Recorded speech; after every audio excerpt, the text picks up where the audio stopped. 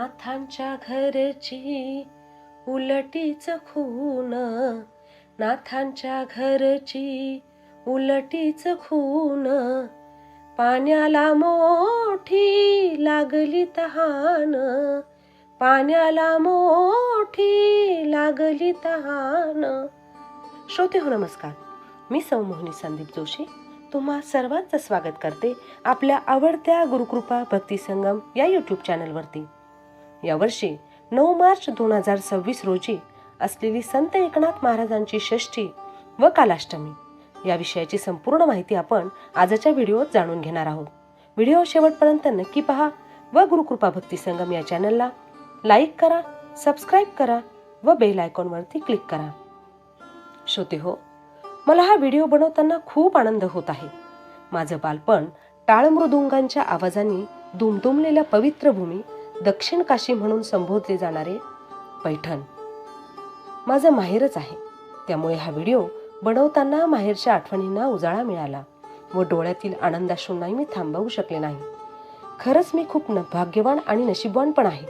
माझे वडील वेदशास्त्र संपन्न दत्तात्रय गणेशराव सेवनकर नाथ गल्ली म्हणजेच नाथांच्या गावातील मंदिराजवळच माझं माहेर आहे.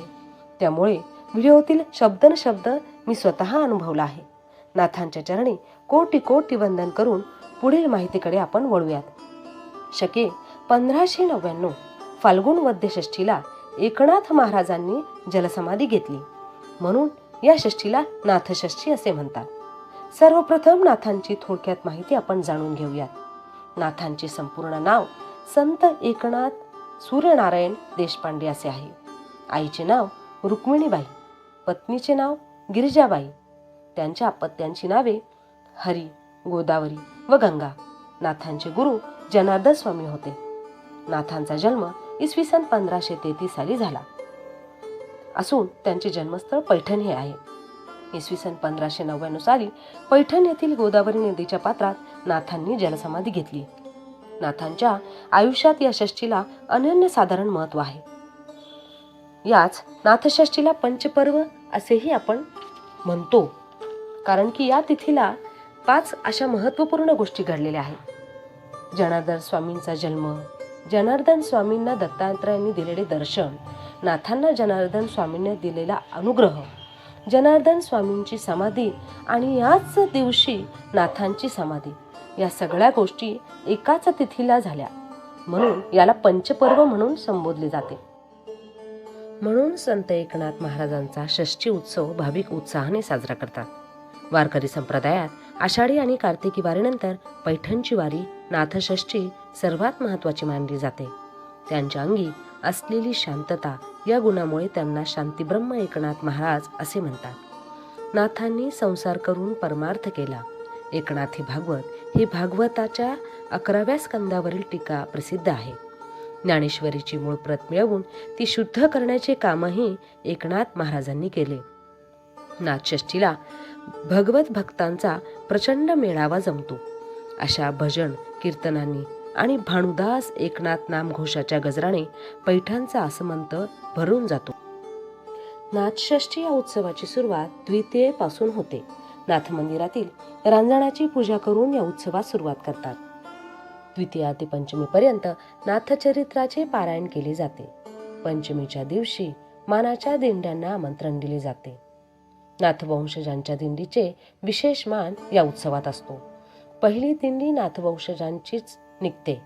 गावातील नाथ मंदिरातून ही दिंडी निघते. संत एकनाथ महाराजांचे समाधीस्थानापर्यंत येते. त्या वाटेने येत असताना लाखो भाविक हा सोहळा पाहण्यासाठी येतात.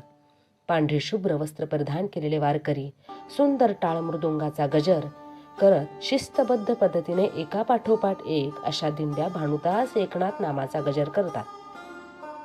षष्ठीच्या दिवशी पहाटे 2 वाजेपासूनच पांडुरंगाला अभिषेक करून दर्शनाला भाविक यायला सुरुवात होते. डोळ्यांचे पारणे फेडणारा हा भक्तीचा उत्सव खूप मोठ्या प्रमाणात साजरा केला जातो. 11 मार्च 2026 रोजी कालाष्टमी साजरी केली जाते. 11 मार्च 2026 रोजी कालाष्टमी साजरी होणार आहे. या दिवशी नाथांच्या समाधी मंदिरात खूप मोठ्या भाविकांमध्ये काला साजरा केला जातो. काल्याचे कीर्तन करून नाथ वंशजांच्या हाताने हंडी फोडून उत्सव साजरा केला जातो. हा काल्याचा प्रसाद खूप महत्त्वाचा मानला जातो. तो मिळवण्यासाठी भाविकांची प्रचंड गर्दी होते. दत्तात्रय जनार्दन श्री एकनाथ महाराज की जय या घोषामध्ये भाविक हा कालाष्टमी उत्सव साजरा करतात. पैठण येथे भाविकांची संख्या दिवसेंदिवस वाढतच चालली आहे. नाथांच्या चरणी कोटी कोटी प्रणाम करते. आणि व्हिडिओ कसा वाटला कमेंटमध्ये नक्की लिहा. धन्यवाद.